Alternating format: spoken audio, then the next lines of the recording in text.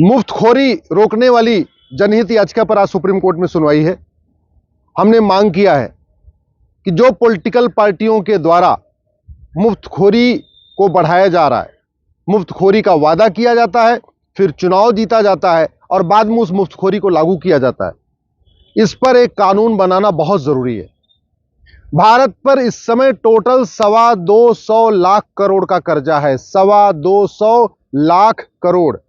जनसंख्या 145 करोड़ है और कर्जा 225 लाख करोड़ है। इसका मतलब प्रत्येक भारतीय के ऊपर 1.5 लाख का कर्जा है। मेरे ऊपर भी 1.5 लाख का कर्जा है, आपके ऊपर भी 1.5 लाख का कर्जा है, छोटा जो बच्चा पैदा हो रहा है उसके भी ऊपर 1.5 लाख का कर्जा है। इतना कर्जा हो गया है, उसका ब्याज देना मुश्किल हो गया है और ब्याज पे ब्याज चढ़ता जा रहा है। जो कर्जा पहले 1.5 लाख करोड़ था जब मैंने पीआईएल फाइल किया था, वो बढ़ते बढ़ते अभी 225 लाख करोड़ हो चुका है। इसके बावजूद पॉलिटिकल पार्टियां कोई लैपटॉप देने का वादा कर रही है, कोई मंगलसूत्र देने का वादा कर रही है, कोई पॉलिटिकल पार्टी स्मार्टफोन देने का वादा कर रही है, कोई पॉलिटिकल पार्टी कह रही है कि हम एक एक दो हजार रुपए बेरोजगारी भत्ता दे देंगे। तो इलेक्शन जीतने के लिए कुछ भी वादा कर रही हैं, लेकिन पैसा कितना है उसका कोई कैलकुलेशन नहीं। हमने सुप्रीम कोर्ट से मांग किया है कि सबसे पहले तो पूरे देश के लिए एक यूनिफॉर्म मैनिफेस्टो बनाया जाए। मैनिफेस्टो का कोई ड्राफ्ट नहीं है। 2000 से ज्यादा पॉलिटिकल पार्टियां हैं, सब अपनी अपनी मर्जी से अपना मैनिफेस्टो बनाती हैं। मैनिफेस्टो का कोई स्टैंडर्ड प्रोफार्मा ही नहीं है। वैसे जितने भी सरकारी कागज होते हैं उसका एक स्टैंडर्ड प्रोफार्मा होता है। चाहे वो स्कूल में एडमिशन का फॉर्म हो, वो भी स्टैंडर्ड होता है, सबके लिए कॉमन होता है, या राशन कार्ड का फॉर्म हो, या पासपोर्ट का फॉर्म हो, या ड्राइविंग लाइसेंस का फॉर्म हो, एक स्टैंडर्ड फॉर्म होता है, उस फॉर्म को भरा जाता है। लेकिन पॉलिटिकल पार्टियां जो लाखों करोड़ का वादा करती हैं उसके लिए कोई मैनिफेस्टो, कोई स्टैंडर्ड प्रोफार्मा ही नहीं है। तो पहली हमारी मांग यह है कि सबसे पहले इलेक्शन कमीशन एक स्टैंडर्ड प्रोफार्मा बनाए मैनिफेस्टो का, और उसमें जब भी अगर राज्य का इलेक्शन है तो सबसे पहले उस राज्य की वित्तीय स्थिति क्या है वो सबसे ऊपर लिखा जाए। हमें टैक्स पेयर को जानने का अधिकार है। जो लोग रोड टैक्स देते हैं, टोल टैक्स देते हैं, इनकम टैक्स देते हैं, जीएसटी देते हैं, वैट देते हैं, टीडीएस देते हैं, उनको ये जानने का अधिकार है कि जिस राज्य में चुनाव हो रहा है उसकी वित्तीय स्थिति क्या है, क्या उसके पास पैसा है या वो राज्य कर्जे में है, और कर्जे में है तो जो ये वादा किया जा रहा है इसका इंपैक्ट क्या होगा। इसलिए जो वादा किया जा रहा है उसका इकोनॉमिक इंपैक्ट क्या होगा ये भी उसमें कैलकुलेशन होनी चाहिए। स्टैंडर्ड प्रोफार्मा हो, और जो भी वादा किया जा रहा है, कोई कह रहा है अगर हम स्कूटी देंगे तो उसमें लिखे कि वो कितनी स्कूटी बांटेगा और उतनी स्कूटी बांटने के बाद वो कितने का पड़ेगा, कितना खर्चा आएगा। अल्टीमेटली जो पॉलिटिकल पार्टियां वादा करती हैं कुछ भी मुफ्त में तो है नहीं, वो कहती मुफ्त में, लेकिन वो जाना बर्डन जो पड़ेगा वो टैक्स पेयर के ऊपर पड़ेगा।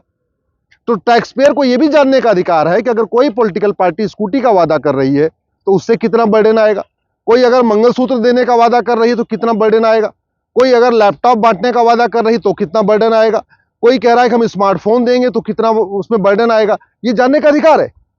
अल्टीमेटली कोई पॉलिटिकल पार्टी अपने जो उसको चंदा मिलता उससे 1 रुपए नहीं खर्च करती। कोई नेता, सांसद, विधायक जो उसको वेतन मिलता उससे 1 रुपए नहीं खर्च करता। सारा का सारा जो खर्च होना है वो कहां से होना है, वो होना है टैक्स पेयर के पैसे से। हालत यह है कि राज्यों के पास वेतन देने का पैसा नहीं है। अभी केरल की सरकार, सुप्रीम कोर्ट आई है, वो कह रही है जी हम पेंशन नहीं दे पा रहे हैं, वेतन नहीं दे पा रहे हैं, लेकिन दूसरी तरफ केरल की सरकार मुफ्त की योजनाओं की झड़ी लगा रखी है।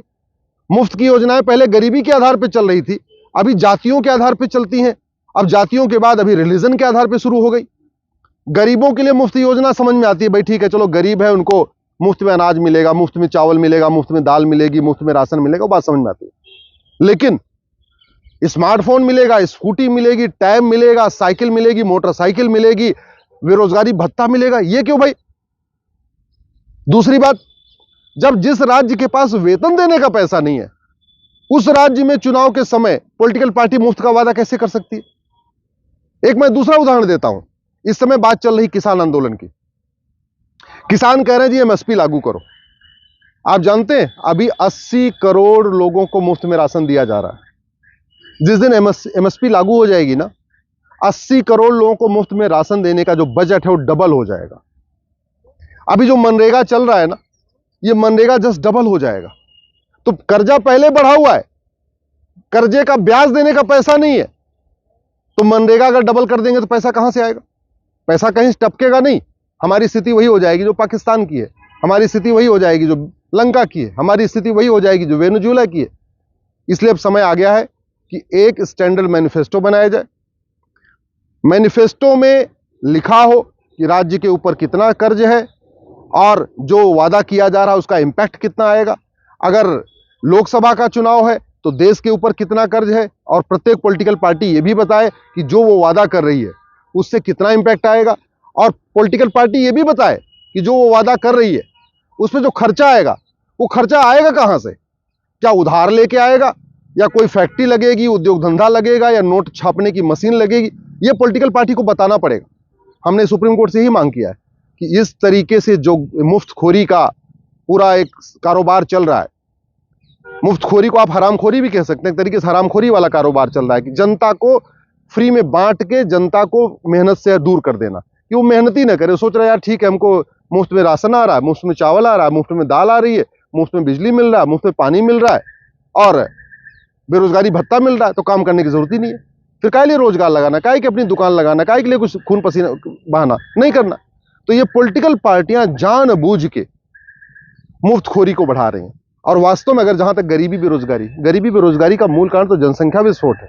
अगर पॉलिटिकल पार्टियों को वास्तव में गरीबी खत्म करना है, भुखमरी खत्म करना है, बेरोजगारी खत्म करना है, तो उनको कठोर जनसंख्या नियंत्रण कानून बनाना चाहिए।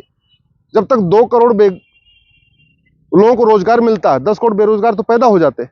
तो जनसंख्या नियंत्रण के कानून के बिना तो बेरोजगारी कम नहीं होगी। जब तक 2 करोड़ लोगों को घर सरकार बना के देती है, 10 करोड़ बेघर पैदा हो जाते हैं। तो जनसंख्या नियंत्रण कानून के बिना सबको घर भी नहीं मिल सकता। तो वास्तव में जो मूल समस्या उस पर चर्चा नहीं हो रही है। बस मुफ्त का वादा करो, मुफ्तखोरी बढ़ाओ और चुनाव जीतो, फिर 5 साल देश को लूटो। आशा करता हूं कि सुप्रीम कोर्ट इसमें आज जजमेंट देगा और आने वाले टाइम में मुफ्तखोरी के खिलाफ कठोर कानून बनेगा और ये मुफ्तखोरी रुकेगी।